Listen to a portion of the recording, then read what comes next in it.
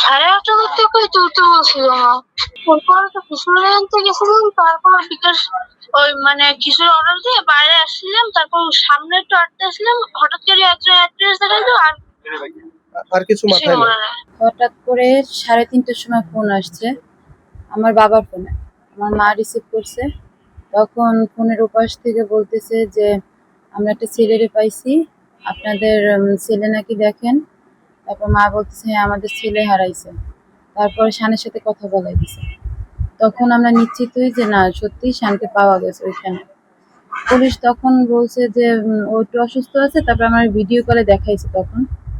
আর তো একটু আগে কথা হয়েছে ওর সাথে।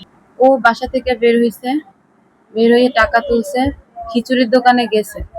তারপরে কে যেন ঠিকানা কি না দেখাইছে, দেখানোর পর ওর আর কিছু মনে নেই। কথা বলতেও কষ্ট, নিঃশ্বাস নিতে কষ্ট হইতেছিল, এরকম গলা ই করতেছিল আর কথা বলতেছিল। হ্যাঁ, আমার প্রথম থেকে সন্দেহ ছিল যে এরকম কিছু হয়েছে। আমি বলতেছিলাম যে ও একা যায় নাই, কিছু একটা হয়েছে, কারণ ও আমার সেরকম ছিল না।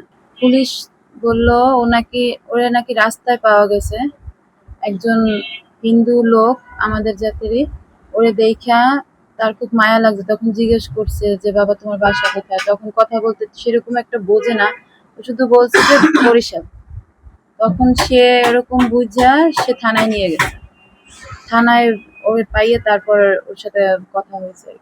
ও তো কিছু বলতে পারতেছে না, ওর তো সেন্সই ছিল না তখন। এখান থেকে আমার ভাইরা গেছে আর থানা থেকে পুলিশ গেছে। ও বাবা তোমার শরীর ঠিক আছে বাবা?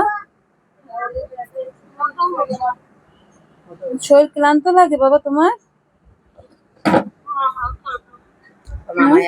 তোমার মামারা গেছে, তুমি চিন্তা করো না বাবা, তুমি তোমার মামার সাথে এসে পড়ো। তোমার গলা গলা ব্যথা করে বাবা? গলা ব্যথা করতেছে? তোমার শরীর ঠিক আছে বাবা?